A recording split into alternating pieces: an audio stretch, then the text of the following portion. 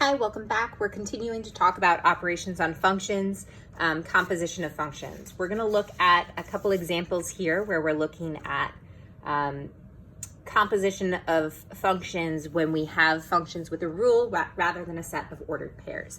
So here I'm looking for f of g of x, where f of x is equal to x squared plus 2 and g of x is equal to x minus 6.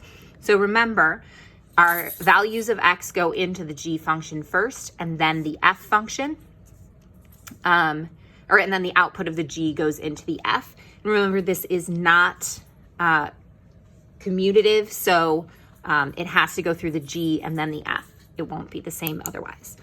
So I'm looking for f of g of x. Well, g of x is the rule x minus 6. So this can become f of x minus 6. And what this means is that anywhere in my f function that I see an x, I'm going to place parentheses, and inside those parentheses, I'm going to put x minus 6. So then now I need to FOIL this, so that is x squared minus 12x plus 36 plus 2. So this is x squared minus 12x plus 38 is equal to f of g of x. Let's look at another example that's a little bit more difficult. This example, we're actually looking for f of g of h of x, and then we're also going to find f of g of h of 1. So in this case, we don't just have two functions that are being composed, we have three. So we want to look for the inner one. In this case, that's h of x is the furthest in, then g, then f.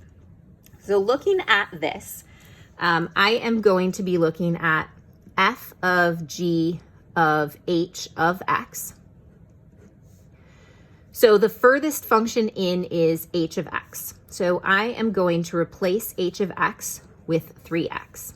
So this is going to be f of g of 3x.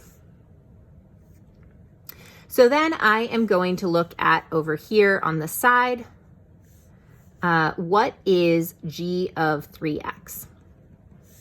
Well, g of 3x, wherever there's an x in my g function, I am going to put parentheses and then I'm going to put 3x. So g of 3x is the quantity 3x squared, which is 9x squared.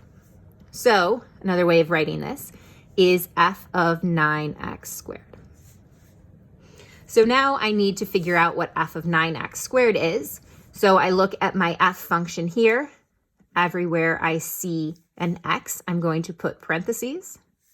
And then I am going to put 9x squared, giving me 18x squared plus 3. So this is f of g of h of x. Is right here. Now to find f of g of h of 1, I have two options. My first option is to go directly into this rule. So another way of approaching this is that thinking about the big outer box function, something goes in, something comes out. I don't really care what's happening in the middle. The composition of h, g, and then f ends up giving me this rule. So based on this rule, f of g of h of 1 should be equal to 18 times 1 squared plus 3, which is 21.